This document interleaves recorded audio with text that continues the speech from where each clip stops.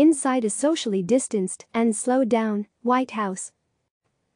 In this moment of history, where abnormal rules dominate and tomorrow feels strangely unknown, the frequently bombastic President Donald Trump said something comfortingly familiar. His teenage son wasn't putting up a fight about having to stay home from school. Well, Barron's not so unhappy, okay? He's not so unhappy, Trump told Fox News on Monday. They said, "You can't go to school," and I wouldn't say he sat up and complained about it. Trump's youngest child turned 14 earlier this month, celebrating his birthday, not at a party with friends, but home, quietly, according to a source with knowledge, with just his family. It's a reflection of the times where rich and poor, young and old, are all changing their lives due to the coronavirus pandemic. Even in the White House. The White House is the country's most potent and enduring symbol of the presidency, CNN contributor Kate Andersen Brower wrote in her book, The Residence. Inside the private world of the White House. Its 132 rooms, 147 windows, 28 fireplaces, 8 staircases, and 3 elevators are spread across the 6 floors, plus 2 hidden mezzanine levels, all tucked within what appears to be a 3-story building. All of that, now, is essentially shuttered. A sign that social life has indeed come to a total halt? No florists man the floral shop, creating the dozens of arrangements that are placed throughout the White House, rotated with weekly frequency. No staff calligraphers are painstakingly writing up invitations and menus, tucked into their work cubbies on the 2nd floor of the East Wing, just down the hall from the First Lady's office suite. No teams of cooks and pastry chefs to prep meals and tastings in the massive kitchen. Even the White House Social Secretary, Ricky Niceta, has been directed to work from home. Daily life, the rest of the staff in the executive residence is all but gone. In normal times, the White House operates at a minimum of 90 full-time workers. But with the onset of coronavirus and the federal guidelines that followed, that number has dwindled by dozens. As with other times in recent history, such as government shutdowns, they're likely operating with just a core group of essential people, a former White House senior staff member said, adding that list would include an usher, a housekeeper or two, a chef, a butler, and possibly an engineer. That's dramatically fewer than the regular number of ushers and butlers, for example, approximately 8 and 6, respectively. The rest of the staff would be sent home or on call to come in or rotate when needed, the former staff member said. Those who do remain in the nearby orbit of the president, the First Lady and their immediate family, are maintaining social distance, doing their jobs, but at least 6 feet away from the people they serve, cook for and clean up after, in the 55,000 square foot mansion.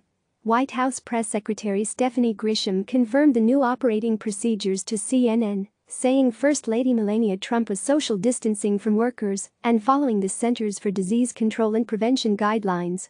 Non-essential staff are working from home, Grisham said. The remaining workers now make a daily first stop before entering the grounds, so a white-coated member of the White House medical team can take their temperature. The sprawling mansion is now incredibly empty, devoid of events, staff, the buzz and hum of daily visitor tours, and, for the First Lady, 2 of her most involved parties of the year. The Easter egg roll and the state dinner for Spain. Historical precedent.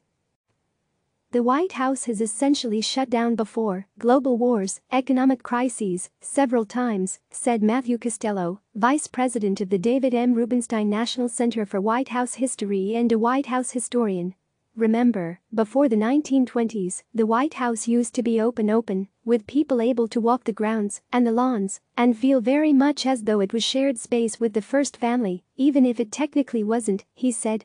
The exception was 1917 when World War I shut it down. Coincidentally, this was also just before the onset of the Spanish flu, but it reopened again after the war ended. The grounds were ultimately permanently closed to the public in 1923 by Calvin Coolidge. And though rare, Costello reminds that the White House often mirrors the nation.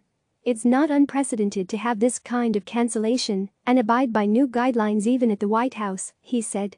Things do reverberate from us as a country to the White House, and they have to respond, the complex has to adjust. The White House also underwent changes during the Great Depression, when Franklin D. Roosevelt and Eleanor Roosevelt were president and First Lady, Costello said. Both Roosevelts were from wealthy backgrounds and very much accustomed to the finer things in life, not unlike the Trumps. But when the country suffered insurmountable financial turmoil, Eleanor Roosevelt insisted the White House at least offer the perception they, too, were scaling dramatically back. She stopped the commonplace extravagant multi-course meals of fine, imported gourmet items, turning instead to simple two-course lunches and dinners of generic American fare. She became cognizant of being wasteful and ostentatious. FDR hated it. He would try to sneak in meals here and there, Costello said. Ernest Hemingway was a guest at the White House in the mid-1930s when Eleanor Roosevelt was still operating under reduced gourmet guidelines. He described the meal he had there in a letter to his mother-in-law as rainwater soup, followed by rubber squab. The president might not have liked what he was eating or how he was eating it, but the First Lady was very aware of the optics of the time, and she wanted to be in tune with the country and not have the White House be exempt, the presidential historian said. For now at least, the meals at the Trump White House have not changed. The president's beloved Dover sole is likely still in heavy rotation.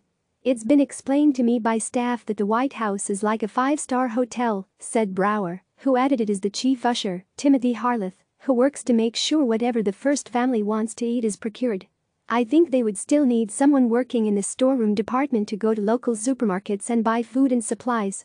The first family pays for their own food. Costello said though the White House is meant to be aspirational, it remains a part of our democracy that also is responsive to the times. Things must change at the White House when there are larger external forces acting on it, said Costello. It's a lofty ideal, the people's house, and we have to ground it in some reality. Click subscribe to receive the latest news.